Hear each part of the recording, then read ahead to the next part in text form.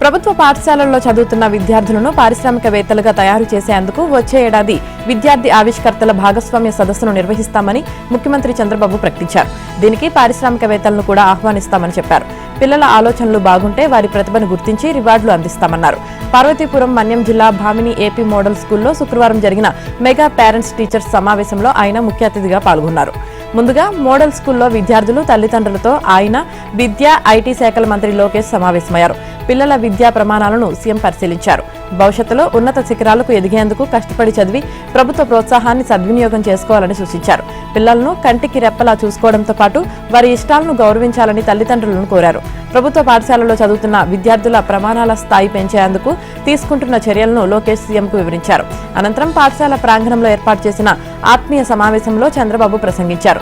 ఉన్నత విద్య కోసం, విదేశీ విద్య కోసం కలలకు రెక్కలు పేరిట కొత్త పథకాన్ని ప్రారంభిస్తామని తెలిపారు. చదువు మీ భవిష్యత్తును మార్చేస్తుంది. చదువు చాలా బలమైన ఆయుధం. 1,00,000 మంది మెదళ్లను కదిలించే శక్తిని చదువు ఇస్తుంది. నేటి విద్యార్థులే రేపటి దేశ భవిష్యత్తు నిర్దేశకులు అని ఉప ముఖ్యమంత్రి పవన్ కళ్యాణ్ అన్నారు. పల్నాడు జిల్లా చిలకలూరిపేటలోని శారదా జిల్లా పరిషత్ ఉన్నత పాఠశాలలో శుక్రవారం నిర్వహించిన మెగా పేరెంట్స్ టీచర్స్ మీట్లో ఆయన ప్రసంగించారు. పిల్లలను ఉదయించే సూర్యులుగా అభివర్ణించారు. ఏ మీడియంలో చదువుకున్నా సృజనాత్మకత పెంపొందించుకోవాలని, ఇది సాధించాలంటే చాలా విభిన్నంగా విద్య నేర్చుకోవాలని సూచించారు. ముఖ్యంగా దేహ మానసిక దారుఢ్యం ఉండాలన్నారు. మానసిక దారుఢ్యం సాధించేందుకు పుస్తకాలు ఎక్కువగా చదవాలని చెప్పారు. చదువైపోయాక ఏదో ఒక ఉద్యోగం చేద్దామని అనుకోవద్దని సూచించారు. విద్యార్థులపై ప్రతి రాజకీయ నాయకుడు, ప్రతి అధికారికి బాధ్యత ఉండాలన్నారు. సమాజంలో విలువలు కలిగిన ఉన్నత వ్యక్తిగా ఎదిగేందుకు విద్యార్థి దశ ఎంతగానో దోహదపడుతుందని, ప్రభుత్వం విద్యా వ్యవస్థలో తీసుకువస్తున్న సంస్కరణలను విద్యార్థులు అందిపుచ్చుకోవాలని ఏపీ మంత్రి నాదెండ్ల మనోహర్ తెలిపారు. శుక్రవారం తెనాలి మండలం అంగలకుదురు గ్రామంలోని జిల్లా పరిషత్ హైస్కూల్లో ఏర్పాటు చేసిన కార్యక్రమంలో జిల్లా కలెక్టర్ తమీం అన్సారియా, పలువురు ఉన్నతాధికారులతో కలిసి మంత్రి పాల్గొన్నారు. స్కూల్ ప్రాంగణంలోని సరస్వతి విగ్రహానికి మంత్రి మనోహర్ పుష్పాంజలి సమర్పించారు. అనంతరం కేంద్ర ప్రభుత్వం సుమారు 36 లక్షలతో ఏర్పాటు చేసిన నూతన భవనంతో పాటు కెమిస్ట్రీ ల్యాబ్, లైబ్రరీని మంత్రి మనోహర్ ప్రారంభించారు. అనంతరం విద్యార్థులతో కలిసి మంత్రి Nadendla Manohar, collector Ansariya, sub collector Sanjana Simha భోజనం చేశారు. మెరుగైన సమాజం కోసం దూరదృష్టితో తల్లిదండ్రులు, ఉపాధ్యాయులు ముందు ఉండాలని మంత్రి తెలిపారు. టెక్నాలజీ ద్వారా ఉన్నత స్థాయికి ఎదిగే విధంగా సద్వినియోగం చేసుకోవాలని, తప్పుడు మార్గానికి వాడుకోకూడదన్నారు. రాష్ట్ర ప్రభుత్వం విద్య కోసం 46,000 కోట్ల రూపాయలు విద్యాశాఖకు బడ్జెట్ వినియోగిస్తున్నారని, చిన్నప్పటి నుంచే భవిష్యత్తు కోసం ప్రణాళికతో ముందుకు సాగాలని మంత్రి నాదెండ్ల పిలుపునిచ్చారు. ఇటువంటి మంచి కార్యక్రమం ద్వారా వేదిక కల్పించేందుకు విద్యాశాఖ మంత్రి లోకేష్ ను అభినందిస్తున్నట్లు నాదెండ్ల చెప్పారు. మధ్యాహ్న భోజనం పథకానికి 3 లక్షల మెట్రిక్ టన్నుల ధాన్యాన్ని రైతాంగం తక్కువ ధరకు అందించడంపై రైతులకు ప్రభుత్వం తరపున ప్రత్యేక ధన్యవాదాలు తెలిపారు. మన ప్రాంతం అభివృద్ధి చెందాలంటే కులాలకు, మతాలకు, ప్రాంతాలకు, పార్టీలకు అతీతంగా ప్రతి ఒక్కరూ ముందుకు సాగుదామన్నారు. ప్రభుత్వ పాఠశాలలో రాబోయే రోజుల్లో ఆన్లైన్ క్లాసులు జరుగుతాయని అన్నారు. భవిష్యత్తులో మీకు ఎలాంటి అవసరాలు ఉన్నా వాటిని తమ దృష్టికి తీసుకువస్తే తీర్చేందుకు ముందుకు వస్తామని ఆయన హామీ ఇచ్చారు. తల్లిదండ్రులు, ఉపాధ్యాయులు, విద్యార్థుల సంగమం పవిత్ర నదుల సంగమం వంటిదని ఎమ్మెల్సీ ఆలపాటి రాజేంద్ర ప్రసాద్ అన్నారు. తెనాలి కొత్తపేటలో దొడ్డపనేని ఇందిరా బాలికల మున్సిపల్ ప్రాథమికోన్నత పాఠశాలలో మెగా పేటీఎం 3 కార్యక్రమంలో పాల్గొన్నారు. ఈ సందర్భంగా విద్యార్థులు ఏర్పాటు చేసిన వివిధ అంశాల ప్రదర్శనను ఎమ్మెల్సీ ఆలపాటి తిలకించారు. కూటమి ప్రభుత్వ ఆలోచనకు సూత్రధారులైన ముఖ్యమంత్రి చంద్రబాబు, ఉప ముఖ్యమంత్రి పవన్ కళ్యాణ్, విద్యాశాఖ మంత్రి నారా లోకేష్ మారుతున్న పరిస్థితులకు అనుగుణంగా విద్యారంగంలో తీసుకువచ్చే అనూహ్య మార్పులకు ఇదో వేదిక అన్నారు. 1994 తర్వాత విద్యారంగంలో వచ్చిన మార్పులు ముఖ్యమంత్రి చంద్రబాబు ఆలోచనగా ఆలపాటి పేర్కొన్నారు. రాష్ట్రంలో 14 డిఎస్సీలు నిర్వహించిన ఘనత చంద్రబాబుకే దక్కుతుందన్నారు. ప్రభుత్వ పాఠశాలలోని ఉపాధ్యాయులు అన్ని విధాలుగా పరిణితి చెందిన వారిని, వారితో తల్లిదండ్రులు సమావేశం కావడం ద్వారా విద్యలో విద్యార్థికి ఉన్న ఆసక్తి, దీనికి అనుగుణంగా మారుతున్న సాంకేతిక విద్య ద్వారా భవిష్యత్తులో చేకూరే ప్రయోజనాలను ఎమ్మెల్సీ రాజేంద్ర ప్రసాద్ వివరించారు. కూటమి మంత్రివర్గంలో నారా లోకేష్ విద్యారంగాన్ని ఎన్నుకోవడం నేటి తరం విద్యార్థులకు ఒక వరమని ఆయన స్పష్టం చేశారు. ఈ కార్యక్రమంలో ఎంఈఓలు, మున్సిపల్ కమిషనర్, టీడీపీ శ్రేణులు, ఉపాధ్యాయులు, విద్యార్థులు, వారి తల్లిదండ్రులు పాల్గొన్నారు. మడకసిరి నియోజకవర్గ వ్యాప్తంగా 10వ తరగతి చదువుతున్న 2,881 మంది విద్యార్థులకు పరీక్ష ఫీజు 3,60,125 రూపాయలను ఎమ్మెల్యే ఎంఎస్ రాజు చెల్లించారు. నియోజకవర్గంలోని 5 మండలాల విద్యాశాఖ అధికారులకు పరీక్ష ఫీజు రుసుమును సంబంధించిన చెక్కులను ఆయన అందజేశారు.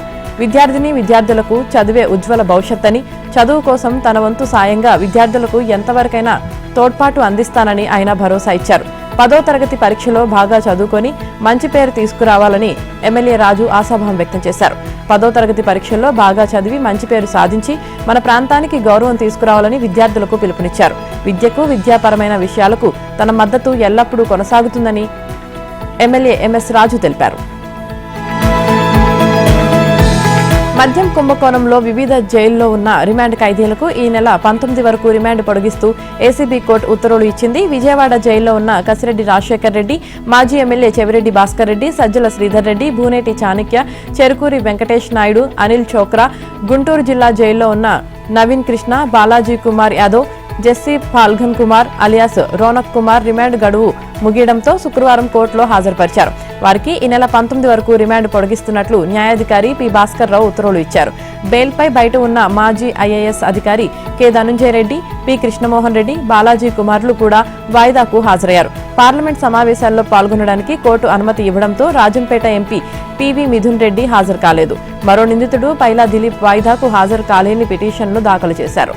ఇదిలా ఉంటే ధనుంజయ రెడ్డి సిట్ అధికారులపై న్యాయాధికారికి ఫిర్యాదు చేశారు. తాము వాయిదాలకు వచ్చినప్పుడు విమానాశ్రయంలో కొందరిని యాదృచ్ఛికంగా కలుస్తున్నామన్నారు. ఈ సందర్భాల్లో సిట్ అధికారులు ఫోటోలు, వీడియోలు తీసి నిందితులంతా కలుస్తున్నారంటూ ప్రచారం చేస్తున్నారని వివరించారు. వేల కోట్లు దొంగలించిన గజ దొంగకు పరకామణి వ్యవహారం చిన్నదే కావచ్చని టీడీపీ జాతీయ అధికార ప్రతినిధి, స్వచ్ఛంద్ర కార్పొరేషన్ చైర్మన్ కొమ్మారెడ్డి పట్టాభిరాం వ్యాఖ్యానించారు. శుక్రవారం తిరుపతిలో ఆయన మాట్లాడారు. తండ్రిని అడ్డు పెట్టుకుని వేల కోట్లు సంపాదించి 18 ఈడీ కేసుల్లో A1 ముద్దాయిగా ఉన్న జగన్ రెడ్డికి తిరుమల పరకామణి దొంగతనం చిన్నదే కావచ్చని, శ్రీవారి దర్శనానికి వెళ్లి ఒక్కసారి కూడా డిక్లరేషన్ పై సంతకం పెట్టని వ్యక్తికి ఇది చిన్నదే కావచ్చని విమర్శించారు. అయితే కోట్లాది మంది హిందువులు మాత్రం పెద్ద విషయంగా తీసుకున్నారని పట్టాభి తెలిపారు. వైవి సుబ్బారెడ్డి పిఏ చిన్న అప్పన్న ఎవరో తెలియదని జగన్ బుకాయించడం చూస్తే నవ్వొస్తుందని ఆయన చెప్పారు. 2019 అక్టోబర్ 10న జీవో 2234 మేరకు ఢిల్లీలోని ఏపీ భవన్ కు స్పెషల్ లైజింగ్ ఆఫీసర్ గా చిన్న అప్పన్నను స్వయంగా అప్పటి సీఎం జగన్ నియమించారని, ఆ తర్వాత ఆయన సేవలను గుర్తించి మరో మెమో ద్వారా ప్రత్యేక వాహనం, వసతి, విమానం ఛార్జీలు వంటి సౌకర్యాలు కల్పించారని పట్టాభి తెలిపారు. స్పెషల్ సెక్రటరీ హోదాను కూడా కట్టబెట్టారంటూ జీవో కాపీలు చూపించారు. దీనికి జగన్ రెడ్డి సమాధానం చెప్పాలని పట్టాభి డిమాండ్ చేశారు.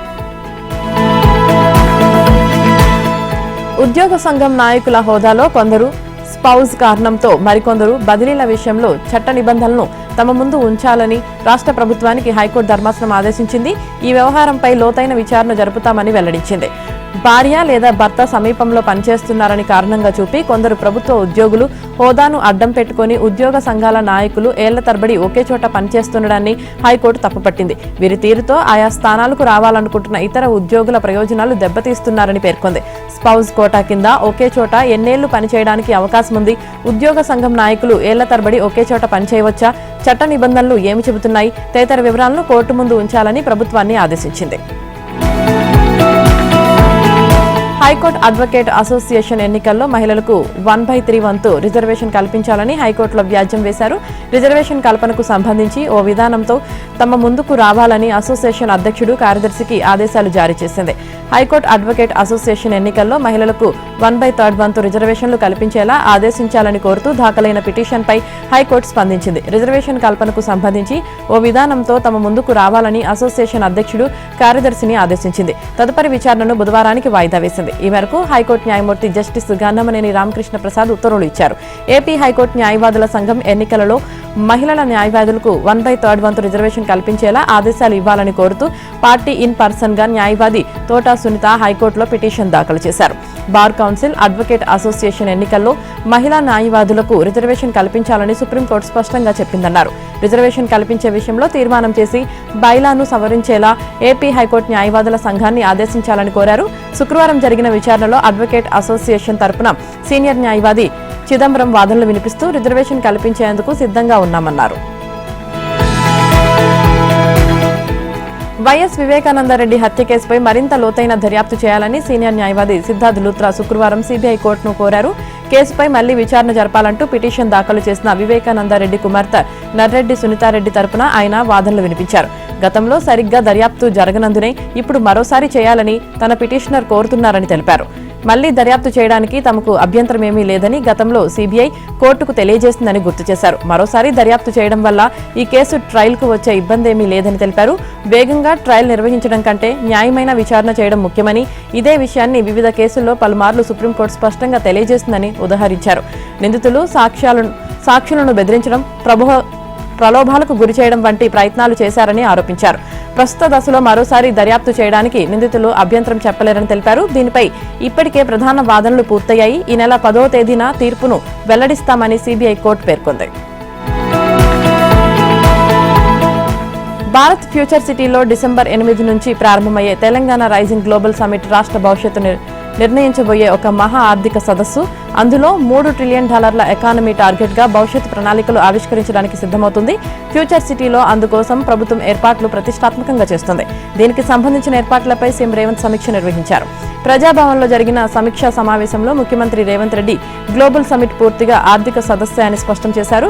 రాష్ట్రాన్ని 2047 నాటికి $3 ట్రిలియన్ ఆర్థిక వ్యవస్థగా తీర్చిదిద్దే లక్ష్యంతో తెలంగాణ రైజింగ్ 2047 విజన్ డాక్యుమెంట్ ఆవిష్కరించేందుకు ఏర్పాట్లు జరుగుతున్నాయని చెప్పారు. సమిట్ కోసం భారత ఫ్యూచర్ సిటీలో ప్రతినిధులకు అత్యుత్తమ అనుభవం కల్పించాలని ఏర్పాట్లపై అధికారులను సీఎం దిశానిర్దేశం చేశారు. విజన్ డాక్యుమెంట్లో భవిష్యత్తు వృద్ధి ప్రణాళికలకు మరింత ప్రాధాన్యం ఇవ్వాలని, ఆ పత్రాన్ని సాధారణ ప్రజలకు డిజిటల్ రూపంలో అందుబాటులోకి తీసుకురావాలని ఆదేశించారు. Telangana rising global summit document ను ప్రపంచ వేదిక అయిన వరల్డ్ ఎకనామిక్ ఫోరం దావోస్ లో ప్రదర్శించాలన్నది సీఎం రేవంత్ విజన్. తెలంగాణ అభివృద్ధిని, ప్రభుత్వం ఇచ్చే రాయితీలు ప్రపంచ పెట్టుబడిదారులకు చూపించేందుకు ఇదే సరైన వేదిక అని ఆయన అభిప్రాయం వ్యక్తం చేశారు.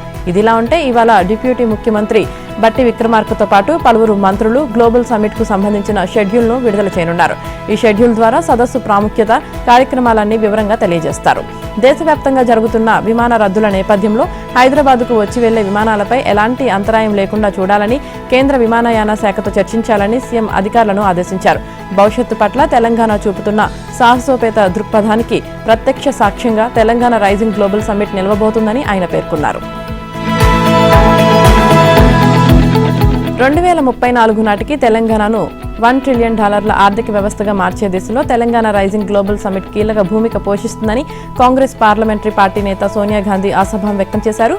ఈ నెల 8, 9 తేదీల్లో తెలంగాణ రైజింగ్ గ్లోబల్ సమిట్ నిర్వహించనుండడం ఆమె హర్షం వ్యక్తం చేశారు. తెలంగాణ రైజింగ్ గ్లోబల్ సమిట్ నిర్వహిస్తున్నందుకు ముఖ్యమంత్రి రేవంత్ రెడ్డికి సోనియా అభినందనలు తెలిపారు. రాష్ట్ర అభివృద్ధికి సీఎం చేస్తున్న కృషి విజయవంతం కావాలని ఆమె ఆకాంక్షించారు. తెలంగాణ అభివృద్ధికి సంబంధించిన పలు కీలక, ప్రాముఖ్యమైన ప్రాజెక్టులు, ప్రణాళికల్లో భాగస్వాములు కాదల్చిన వారికి ఈ సమిట్ ఒక వేదికగా నిలుస్తుందని సోనియా ఆ సందేశంలో పేర్కొన్నారు. అర్బన్, సెమీ అర్బన్, గ్రామీణ, వ్యవసాయ అభివృద్ధి ప్రాజెక్టులకు సమ ప్రాధాన్యమిస్తూ 3 అంచెల వ్యూహంతో తెలంగాణ ముందుకు సాగుతుందని సోనియా గాంధీ ఈ లేఖలో ప్రస్తావించారు. తెలంగాణలోని మానవ వనరులు, సహజ వనరులు, ప్రజల వ్యాపార నైపుణ్యం, అంతర్జాతీయ ప్రతిభ, సాంకేతిక నైపుణ్యాల అభివృద్ధికి సమిట్ మరింత తోడ్పడుతుందని ఆమె తెలిపారు. సమిట్లో పాల్గొనే వారందరికీ ఆమె శుభాకాంక్షలు తెలిపారు. తెలంగాణ ప్రజాపాలన విజయోత్సవాల్లో భాగంగా ముఖ్యమంత్రి రేవంత్ రెడ్డి నల్గొండ జిల్లా దేవరకొండలో ఇవాళ పర్యటించనున్నారు. ఈ సందర్భంగా సీఎం చేపట్టే అభివృద్ధి పనుల శంకుస్థాపనలు, ప్రారంభోత్సవాలు, బహిరంగ సభ ఏర్పాట్లను నల్గొండ జిల్లా కలెక్టర్ త్రిపాఠి, ఎస్పీ శరత్ చంద్ర పవార్, స్థానిక ఎమ్మెల్యే బాలు నాయక్ శుక్రవారం పరిశీలించారు. సీఎం పర్యటనలో మహిళా సంఘాలకు బ్యాంకు లింకేజీలో భాగంగా 11.33 కోట్ల విలువైన చెక్కులను పంపిణీ చేయనున్నారు. దేవరకొండలోని బీఎన్ఆర్ కాలనీలో 2 కోట్లతో పార్కు నిర్మాణం, ప్రభుత్వ బాలుర కాలేజీలో 2 కోట్లతో స్టేడియం, వాకింగ్ ట్రాక్ నిర్మాణం, 2.50 కోట్లతో భూగర్భ డ్రైనేజీ పనులకు సీఎం శంకుస్థాపన చేయనున్నారు. అనంతరం సాయంత్రం పట్టణ శివారులోని షేర్పల్లి వద్ద ఏర్పాటు చేసిన ప్రజాపాలన విజయోత్సవ సభలో సీఎం పాల్గొని ప్రసంగిస్తారు. మంత్రులు ఉత్తమ్ కుమార్ రెడ్డి, కోమటిరెడ్డి వెంకటరెడ్డి, అడ్లూరు లక్ష్మణ్ కుమార్ తదితరులు ఈ సభకు హాజరు కానున్నట్లు అధికారులు పేర్కొన్నారు. అంబర్పేటలోని బతుకమ్మ కుంట పునరుద్ధరణకు సంబంధించి దాఖలైన కోర్టు ధిక్కరణ పిటిషన్లో హైడ్రా కమిషనర్ ఏబీ రంగనాథ్కు హైకోర్టులో ఊరట లభించింది. భవిష్యత్తులో జరిగే విచారణకు వ్యక్తిగతంగా హాజరు కాకుండా ఆయనకు మినహాయింపు ఇస్తూ శుక్రవారం ఉత్తర్వులు జారీ చేసింది. బతుకమ్మ కుంటకు సంబంధించిన భూ వివాదం కేసు పెండింగ్లో ఉండగానే భూ స్వరూపాన్ని మార్చారని పేర్కొంటూ కోర్టు ధిక్కరణ పిటిషన్ దాఖలైంది. దీనిపై జస్టిస్ మౌషమి భట్టాచార్య, జస్టిస్ మధుసూదనరావుల ధర్మాసనం మరోసారి విచారణ చేపట్టింది. శుక్రవారం వ్యక్తిగతంగా హాజరైన హైడ్రా కమిషనర్ రంగనాథ్ ముందస్తు షెడ్యూల్ వల్ల గత విచారణకు రాలేకపోయినట్లు నివేదించారు. వాదనలు విన్న ధర్మాసనం ఆయనకు మినహాయింపు ఇచ్చింది. విచారణను ఈ నెల 18కి వాయిదా వేసింది. ఐబొమ్మ రవిని మరో 3 రోజుల పాటు విచారణ చేసేందుకు న్యాయస్థానం పోలీస్ కస్టడీకి అనుమతించింది. రవిని ఇప్పటికే 2 సార్లు కస్టడీలోకి తీసుకున్న పోలీసులు 8 రోజుల పాటు విచారణ చేశారు. ఈ విచారణలో అనేక విషయాలను రాబట్టారు. అయితే అతడిని మరింత లోతుగా విచారణ చేసేందుకు మరో 3 రోజులు పోలీస్ కస్టడీకి ఇవ్వాల్సిందిగా సిటీ సైబర్ క్రైమ్ పోలీసులు కోర్టులో పిటిషన్ దాఖలు చేశారు. మరోవైపు రవికి బెయిల్ మంజూరు చేయాలని అతడి తరపు న్యాయవాది పిటిషన్ దాఖలు చేశారు. దీంతో ఇరు వర్గాల వాదనలు విన్న న్యాయస్థానం రవిని పోలీస్ కస్టడీకి అనుమతిస్తూ శుక్రవారం ఆదేశాలిచ్చింది. సిటీ సైబర్ క్రైమ్ పోలీసులు నిందితుల్ని చెంచల్గూడ జైల్లో ఇవాళ అదుపులోకి తీసుకోనున్నారు. వివిధ రకాల ఉపాధి కల్పన సంస్థలతో పాటు అందులో పనిచేసే వారి నమోదును ప్రోత్సహించేందుకు ఈఎస్ఐ ప్రవేశపెట్టిన spree scheme for promotions of registration of employers and employees 2025 పథకం గడువు ఈ నెల 31తో ముగియనుంది. ఈఎస్ఐలో ఇప్పటి వరకు నమోదు చేసుకోని కంపెనీలు, సంస్థలు, అర్హత కలిగిన ఉద్యోగులు, కార్మికుల స్వీయ నమోదును ప్రోత్సహించడానికి ఈ ఏడాది జూలై 1న ఈ పథకాన్ని ప్రవేశపెట్టారు. ఇందులో భాగంగా 10 లేదా అంతకంటే ఎక్కువ మంది కార్మికులను నియమించుకునే కర్మాగారాలు, దుకాణాలు, హోటళ్లు, రెస్టారెంట్లు, సినిమా థియేటర్లు, రవాణా సంస్థలు, ప్రైవేట్ సంస్థలు మొదలైన వాటిని నిర్వహించేవారు ఈఎస్ఐసి పోర్టల్, శ్రమ సువోద్ పోర్టల్, ఎంసీఏ పోర్టల్ ద్వారా తమ సంస్థలను ఆన్లైన్లో నమోదు చేసుకోవచ్చు. ఈ ప్రక్రియ పూర్తిగా డిజిటల్, సరళమైనది. ఈ పథకం కింద యజమాని పేర్కొన్న తేదీ నుంచి కవరేజ్ ప్రారంభమవుతుంది. దీనికి గత రికార్డులను సమర్పించాల్సిన అవసరం లేదు. గతానికి సంబంధించిన రికార్డులు తనిఖీలు చేయించుకోవాల్సిన అవసరం లేకుండా ఉద్యోగులు ఈఎస్ఐ చట్టం కింద అందించే సామాజిక భద్రతా ప్రయోజనాలను పొందే వీలు కల్పించారు. దీనిలో భాగంగా ప్రాథమిక, మాధ్యమిక, తృతీయ స్థాయిలో సమగ్ర వైద్య సంరక్షణ, ప్రసూతి సమయంలో నగదు ప్రయోజనాలు, విధి నిర్వహణలో ప్రమాదం, మరణం సంభవించినప్పుడు పరిహారం, అర్హత గల కార్మికుల పిల్లలు ఈఎస్ఐఐసి వైద్య, దంత కళాశాలలో వైద్య విద్యా కోర్సులో రిజర్వేషన్లు పొందే అవకాశం ఉంది. తెలంగాణ రైజింగ్ గ్లోబల్ సమిట్ 2025కు రావాలని ఏపీ సీఎం చంద్రబాబును ఆ రాష్ట్ర మంత్రి కోమటిరెడ్డి వెంకటరెడ్డి ఆహ్వానించారు. శుక్రవారం హైదరాబాద్ నుంచి అమరావతి వచ్చిన కోమటిరెడ్డి సీఎం క్యాంపు కార్యాలయంలో చంద్రబాబును కలిశారు. డిసెంబర్ 8, 9 తేదీల్లో హైదరాబాద్లో నిర్వహించనున్న గ్లోబల్ సమిట్కు రావాల్సిందిగా తెలంగాణ ప్రభుత్వం తరపున ఆహ్వానించారు. సీఎంను కలవడానికి ముందు, ఆ తర్వాత కోమటిరెడ్డి మీడియాతో మాట్లాడారు. గ్లోబల్ సమిట్కు అన్ని రాష్ట్రాల సీఎంలను ఆహ్వానిస్తున్నామని, అందులో భాగంగా చంద్రబాబును ఆహ్వానించేందుకు వచ్చానని తెలిపారు. చంద్రబాబు విజన్ ఉన్న ముఖ్యమంత్రి అని ఆయన కొనియాడారు. ఏపీలో ప్రతిపక్ష నాయకుడు ప్రతిపక్ష హోదా కోసం కాకుండా ప్రజా సమస్యలపై అసెంబ్లీలో పోరాటం చేయాలని కోమటిరెడ్డి సూచించారు. తెలంగాణలోని ఫ్యూచర్ సిటీ నుంచి మచిలీపట్నం వరకు గ్రీన్ ఫీల్డ్ హైవే నిర్మాణం జరగనుందని, ఫ్యూచర్ సిటీ నుంచి అమరావతి వరకు బుల్లెట్ ట్రైన్ వేస్తామని కేంద్రం అంగీకరించిందని, హైదరాబాద్ టు విజయవాడ మధ్య 6 లైన్ల రహదారిని 8 లైన్లుగా విస్తరించనున్నారని, ఇవన్నీ పూర్తయితే 2 రాష్ట్రాల మధ్య చాలా అభివృద్ధి జరుగుతుందని వెల్లడించారు. పవన్ కళ్యాణ్ గురించి ఇప్పుడేమీ మాట్లాడనన్నారు. ఆహ్వానం ఇవ్వడానికి వచ్చినప్పుడు విమర్శలు తగవని అన్నారు. అధికారంలోకి వచ్చిన 100 రోజుల్లోనే 6 గ్యారంటీలను అమలు చేస్తామని హామీ ఇచ్చిన కాంగ్రెస్ పార్టీ ఇప్పుడు వాటిని పూర్తిగా విస్మరించిందని బీజేపీ రాష్ట్ర అధ్యక్షుడు ఎన్ రామచంద్రరావు విమర్శించారు. 2 ఏళ్లు గడిచినా ఇచ్చిన హామీలు ఎందుకు అమలు చేయలేకపోయారని రాష్ట్ర ప్రభుత్వాన్ని నిలదీశారు. రైతు భరోసా, చేయూత, యువ వికాసం, మహాలక్ష్మి, గృహజ్యోతి, ఇందిరమ్మ ఇళ్ల పేరిట ప్రకటించిన 6 గ్యారంటీల్లోని అనేక హామీలను గాలికి వదిలేశారన్నారు. ముఖ్యంగా 2 లక్షల పంట రుణమాఫీని కేవలం మొక్కుబడిగా పూర్తి చేసి చేతులు దులుపుకున్నారని విమర్శించారు. కౌలు రైతులకు ఇస్తామన్న 12,000, ప్రతి మహిళకు నెలకు 2,500 ఆర్థిక సాయం, యువ వికాసంలో భాగంగా విద్యార్థులకు 5 లక్షల విద్యా భరోసా కార్డు, ప్రతి మండలానికో అంతర్జాతీయ స్థాయి పాఠశాల వంటి హామీలేమీ అమలుకు నోచుకోలేదన్నారు. నిరుద్యోగ భృతి, పంటలకు 500 బోనస్ ఊసే లేదని ఓ ప్రకటనలో ఆయన విమర్శించారు. ఇదే సందర్భంలో మేడిపల్లిలో బీసీ యువకుడు ఈశ్వరాచారి ఆత్మహత్యకు కాంగ్రెస్ ప్రభుత్వం, సీఎం రేవంత్ రెడ్డిదే పూర్తి బాధ్యత అని రామచంద్రరావు పేర్కొన్నారు. బీసీలకు 42% రిజర్వేషన్ అమలు చేయకపోవడంతో పాటు ప్రభుత్వ విపక్ష కారణంగానే ఆ యువకుడు ఆత్మహత్య చేసుకున్నాడని ఆరోపించారు. బీఆర్ఎస్ పాలనలో ప్రగతి బాట పట్టిన గ్రామాలన్నీ కాంగ్రెస్ పాలనలో కునారిల్లిపోతున్నాయని, రాష్ట్రంలో మళ్లీ వచ్చేది బీఆర్ఎస్ ప్రభుత్వమేనని ఆ పార్టీ అధినేత, మాజీ ముఖ్యమంత్రి కేసీఆర్ అన్నారు. గ్రామాలకు తిరిగి మంచి రోజులు వస్తాయని పేర్కొన్నారు.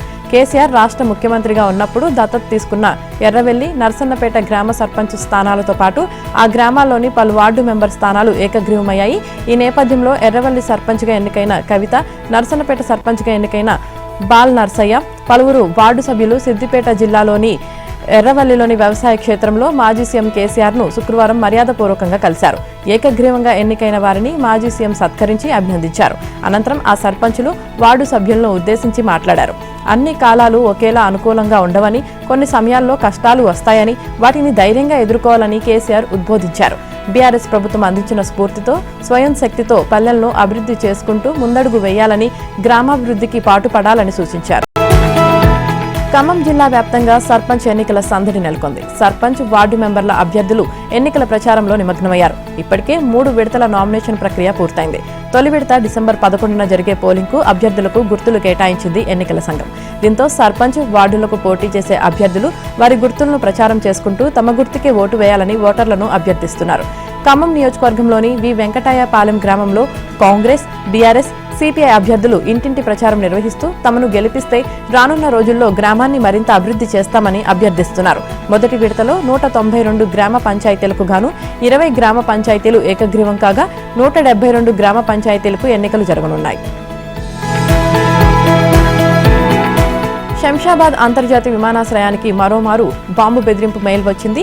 దుబాయ్ నుంచి వచ్చే విమానాన్ని పేల్చేస్తున్నామంటూ శుక్రవారం బాంబు బెదిరింపు మెయిల్ రావడంతో విమానాశ్రయ అధికారులు, భద్రతా సిబ్బంది ఉరుకులు పరుగులు పెట్టారు.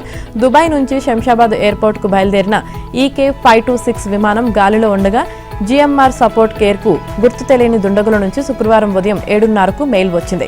దుబాయ్ నుంచి వచ్చే ఆ విమానాన్ని పేల్చేస్తున్నామని ఆ మెయిల్లో ఉంది. దీంతో భద్రతా బలగాలు అప్రమత్తమయ్యాయి. శుక్రవారం ఉదయం 8:30కు సదరు విమానం శంషాబాద్ ఎయిర్పోర్ట్లో ల్యాండ్ అవ్వగానే ప్రయాణికులను దించేసి డాగ్ స్క్వాడ్తో విస్తృత తనిఖీలు చేపట్టాయి. చివరికి బాంబులు లేవని తేలడంతో అంతా ఊపిరి పీల్చుకున్నారు. ఇండిగో విమాన సర్వీసుల సంక్షోభంతో directorate general of civil aviations పైలట్ల విధులకు సంబంధించి ఇండిగోకు ఊరట కల్పించేలా పైలట్ల వారాంతపు విశ్రాంతి నిబంధనలో మార్పులు చేస్తూ శుక్రవారం ఒక ప్రకటన చేసింది. వందలాది సర్వీసుల రద్దుతో సతమతమవుతున్న ఇండిగో నిబంధనలు సడలించాలంటూ DGCAను ఆశ్రయించింది. పైలట్ డ్యూటీ టైం లిమిటేషన్స్ నుంచి ఉపశమనం కల్పించాలని కోరింది. దీంతో పైలట్ల విధులకు సంబంధించి తాజా మార్పులు చేపట్టింది. ఇవి తాత్కాలికం మాత్రమేనని పేర్కొంది.